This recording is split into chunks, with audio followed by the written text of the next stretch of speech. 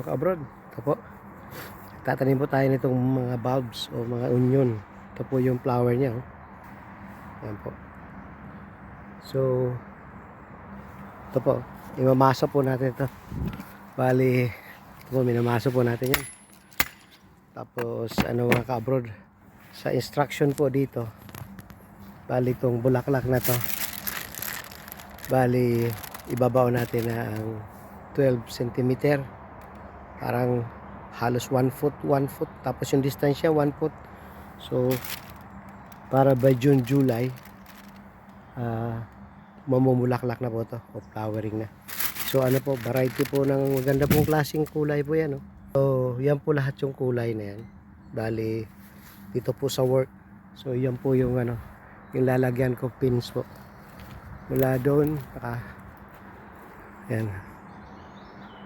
Bali, 4 pong ganyan bag.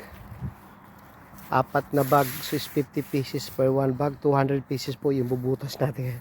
So, magbubutas po tayo ngayon ng almost 200 whole o 200 na butas mga ka-abroad para maibaon natin lahat to. So, ito po yung pambutas natin. Ito lang po. Ayan. Lalagyan sa butas. Kailangan po minamaso po, minamartilyo o hinahammer po yung yung tuktok. Medyo malamig lang po talaga. Tapos ito po yung ito po yung itsura niya, parang sibuyas.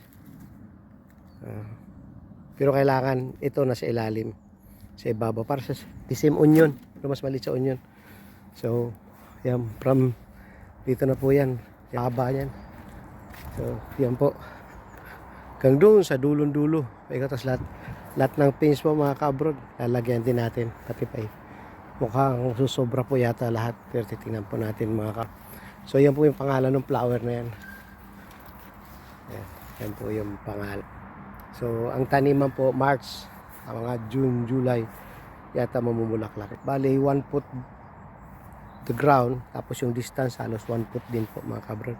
Okay, see you later po ka-abroad. Bye bye. See you.